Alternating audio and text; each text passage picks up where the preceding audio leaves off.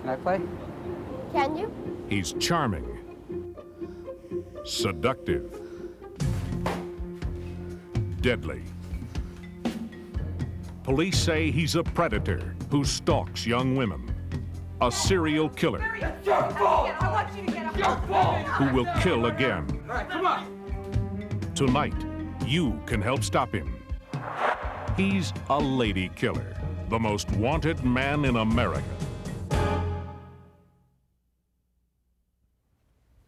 The portrait of a serial killer is always a chilling one, shrouded in questions, hidden in shadows. Good evening, I'm John Walsh. Imagine how terrifying it would be to learn that someone you know, your neighbor, your boyfriend, had a dark secret, the urge to kill. Police say Ricardo Caputo is a serial killer, a predator wearing the mask of a completely normal man. Exactly 20 years ago tonight, Natalie Brown was dating Ricardo Caputo. She was living at home with her parents in Roslyn, New York, and she thought she knew her boyfriend pretty well. Actually, she didn't know him at all. He's a lady killer, and tonight, he's the most wanted man in America.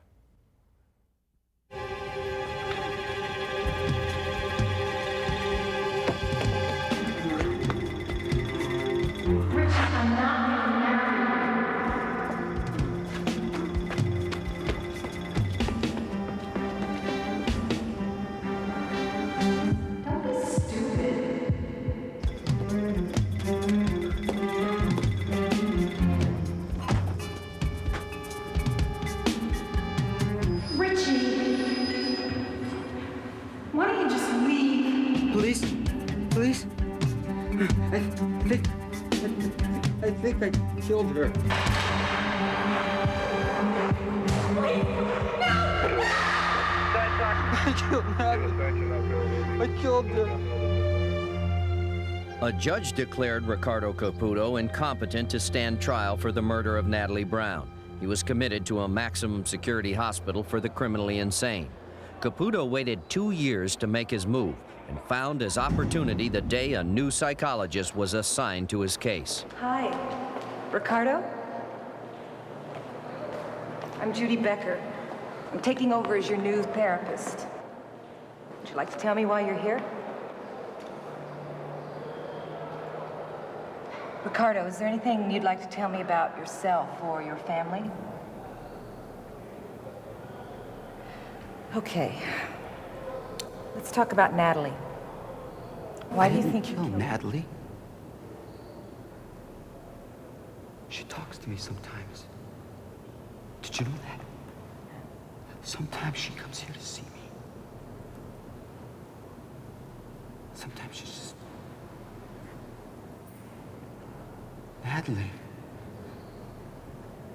Natalie. I understand you're an artist.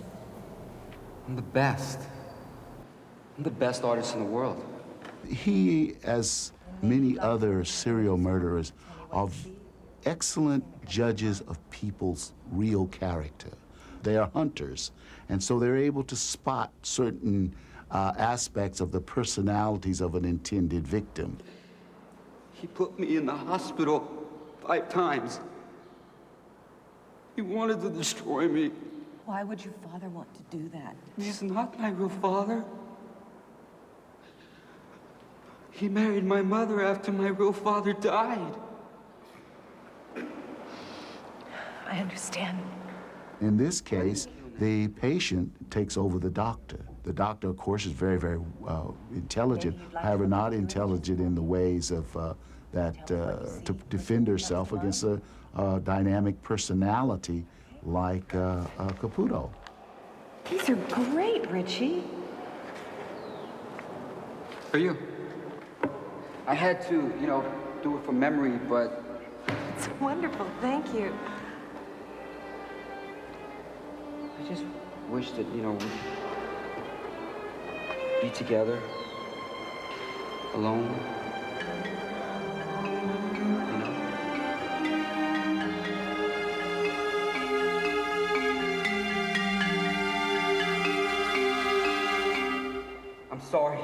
I'm sorry. I didn't mean to do that. I just wish that we could act like normal people. Well, we can't. Not here. I believe the romance started while Judith Becker was at Matterhorn State Hospital and was treating Ricardo Caputo. She was instrumental in having him transferred to Ward's Island in Manhattan. Ward's Island, a minimum security hospital with an open-door policy. Caputo was now one step closer to freedom. Police say he left the hospital regularly to spend time with Judith Becker. Hey. Okay, jump in. My family and I met him once. I can still see him, you know, in my mind. He was a nice-looking man, very well-spoken. He had a decent sense of humor. He was charming. Judy, hi. Hey. Hi. Who's your new friend? Oh, this is Ricardo. Yeah? How do you guys know each other? We work together at the hospital. You know what? I want to get a picture of you. Come on over to the pool. Come on, come on. Okay. This will look really good. Right here? Yep. Get your feet in. Perfect. Okay, Ricardo, close to Judy. Smile.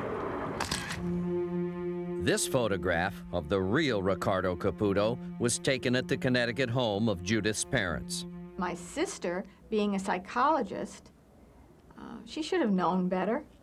You know, but that just shows how adept he is at conning people, manipulating situations. His hair weave looks pretty good, huh? Ought to. Cost enough. October 1974, Caputo had been seeing Judith Becker for almost a year. She was starting to have second thoughts. Hey, you know, you offered to pay for it. It's not the money, it's just... Look, Richie, I'm just not sure if this whole thing is working out. The whole thing. I'm just not sure if it's right. It's unprofessional. You got me out so that we could be with each other. But you're not out. You're still officially at the hospital. Oh, Richie, look at me. I'm not saying I don't care for you. I do. You let me on! I didn't mean to. It's nobody's fault. It's your fault! No. It's no. your fault! Richie, please, this is hard Your enough. fault. Ricardo, you're upset. It's your I want fault. you to get control of Your yourself. fault. Ricardo, I want you to get up. Your fault! Your fault!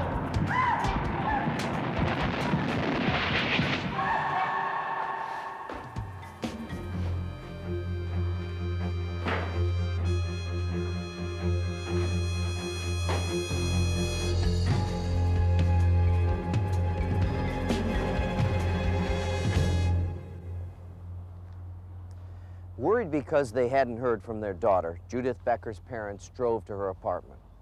What they found is a parent's worst nightmare, their own child beaten to death. Police say Caputo had now become a cold-blooded murderer. So cold-blooded that after the murder, he drove Judith's car to a nearby prison to wave goodbye to an old friend. The last trace of Caputo was found here on Manhattan's West Side docks when police found her abandoned car. Despite her training as a psychologist and her knowledge of Natalie Brown's brutal murder, Judith Becker had fallen victim to Caputo's charm. She would not be the last.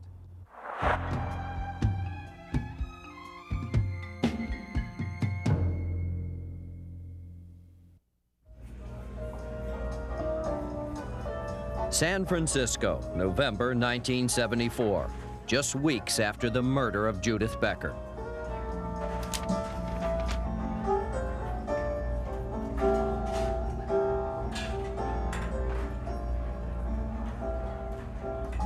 Barbara Taylor, independent, adventurous, successful.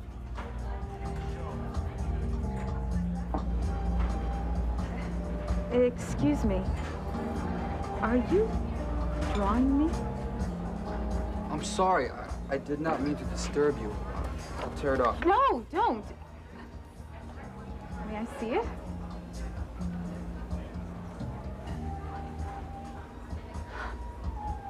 Lovely. You like it? I'm flattered. Really? You can have it. Oh, Will you have a cup of coffee with me? well, I really ought to go. Please? I mean, such a small payment for such a beautiful model. All right. My name's Ricardo. Ricardo Duningir. Barbara Taylor. he had made her feel that she was the most beautiful, the most wonderful, singular person in the world. And I think that's where he undermined her intelligence and gained control over her. Great. Thank you.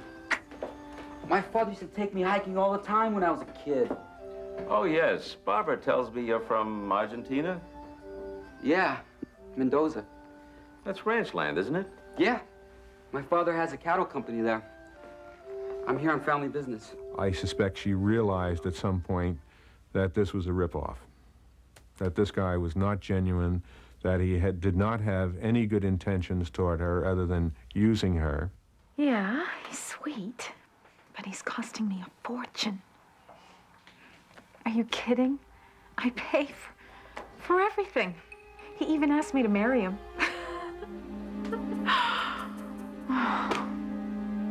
It's just that I really hate to hurt him. Yep. That's what I'm planning to do. Well, he likes Hawaii. Listen, I have to go. Okay, bye. Barbara. You were talking about me. That was Jan. I was just telling her about how much you enjoyed Hawaii. Well, you remember, you told me about that friend of yours that you said he could get you a job. Here, Richie, I bought you a gift. It's a ticket to Honolulu.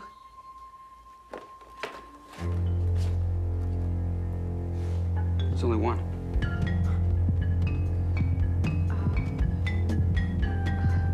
I can't get away right away.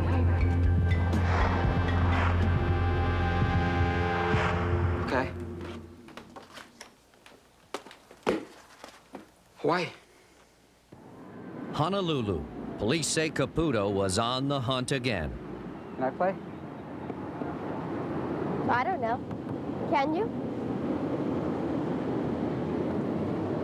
Come on, Barbara.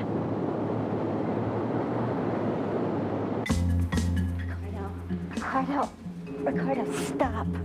Ricardo, I'm not ready for this. Ricardo!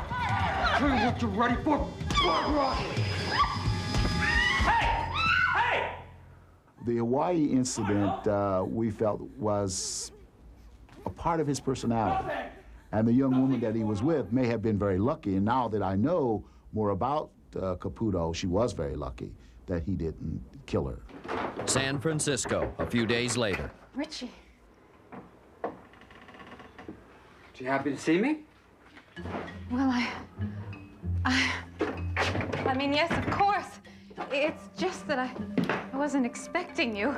You look good tonight. Thanks. You going out? You're seeing another man, aren't you? Richie, Aren't you? it's just a date. Look, I'll call him and cancel it.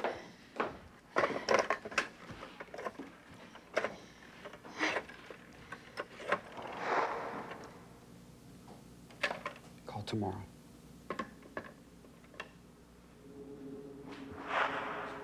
Richie, look, I don't know how to put this gently. I don't think we should see each other anymore.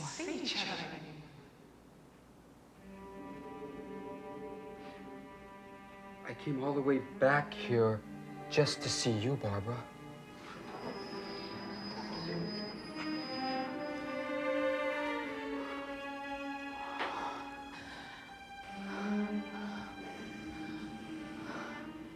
Okay?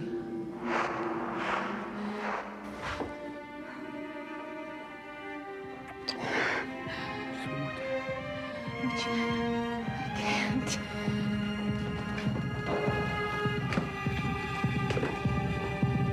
Just something for the memories.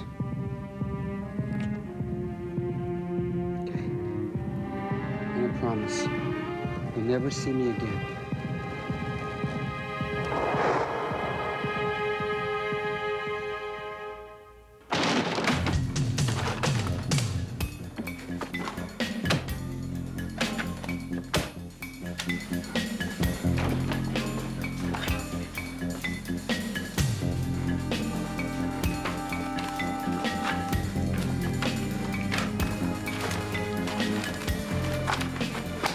despite his efforts to clear that material out, we found an undeveloped roll of film.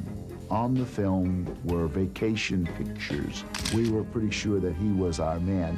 He had those shoes on, the bloody shoes that matched the wounds on Barbara's head, were identified as belonging to him.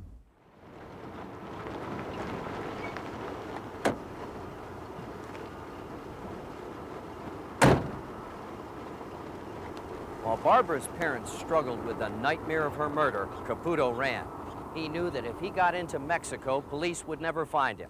So he came here to Texas, crossed the Rio Grande, and ran smack into the hands of the Mexican federales.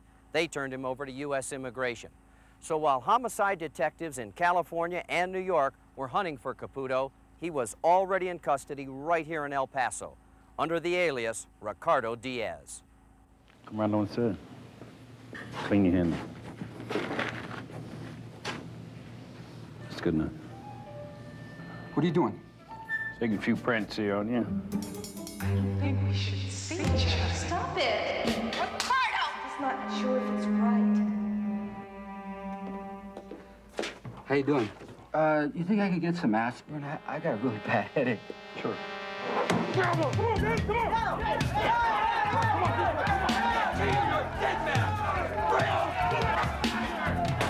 Bring him on, quickly!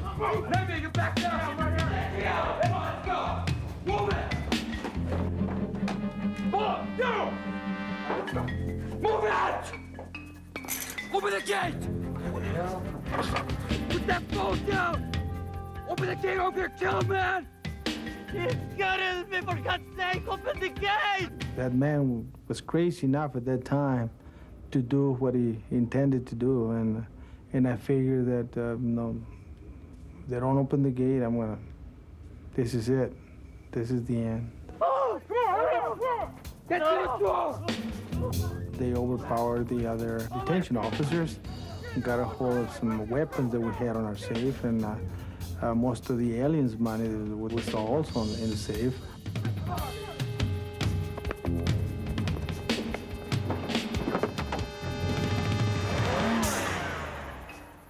Caputo made it across the border.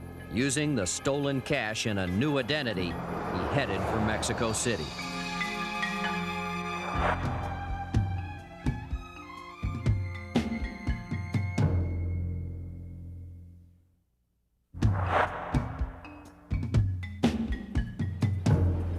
Mexico City, 1977. Caputo was living in the fashionable Coyoacan district and dating a wealthy college student named Laura Gomez. Ricardo, te tengo una sorpresa. I have a surprise for you.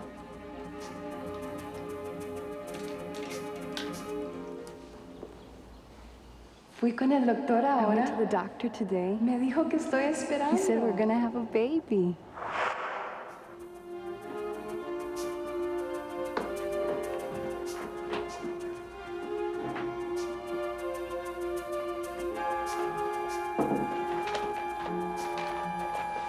Ricardo, ¿qué tienes? What's the matter? ¿Que no estás contento? Aren't you happy?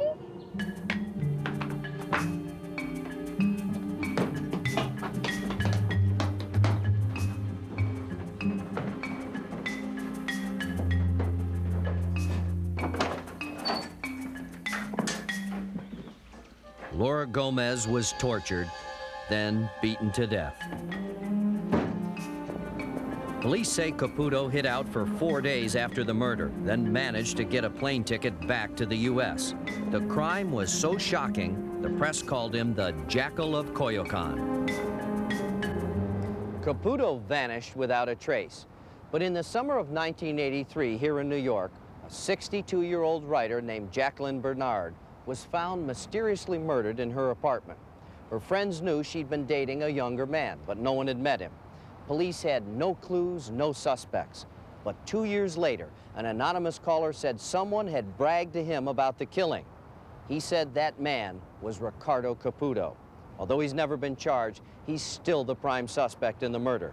And the FBI believes he's still out there, somewhere, capable of killing again. Sí, mamá. Ricardo Caputo has become a master of deception, eluding capture for 17 years. Sí. I don't know. Maybe I'll meet a nice girl tonight. In 1989, the FBI learned he was secretly communicating with his family using shortwave radio, so his calls could not be traced. Ciao.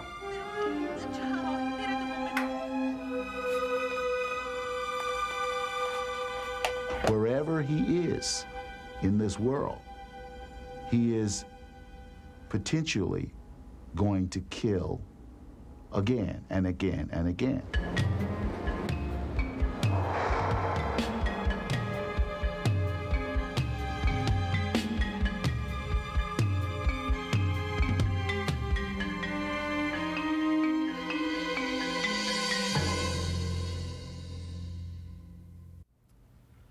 For the families of these women, the women Ricardo Caputo is accused of killing, there's only one hope for justice: you. So let's look at these photographs of the real Ricardo Caputo. He has a disarming smile. This photograph was taken while he was dating Judith Becker. But he has a dark side, moody, withdrawn. And notice his receding hairline. He had a hair weave, and he may still be trying to hide his baldness. Police say Caputo left this photo behind after he ransacked Barbara Taylor's apartment. He has the look of a predator. Caputo liked to stay in shape, and he worked hard at karate. He's 5'7" and weighs about 160 pounds. This is the last known photograph of Caputo, taken by authorities before he escaped from the El Paso Detention Center. Our forensic artist, Karen Taylor, studied these photographs and created these two composite drawings of what Caputo may look like today. This is the charming Caputo, friendly, could be the man next door. This is the angry Caputo, violent, look of a cold-blooded killer. We tried to present the portrait of a serial killer tonight, hoping someone would recognize him and call. The number is 1-800-CRIME-91. A task force of detectives and federal agents is standing by waiting to hear from you. Working together, we have the chance to take an accused serial killer off the streets. So please, if you can help, call, because the next victim might be someone you love. I'm John Walsh. Good night.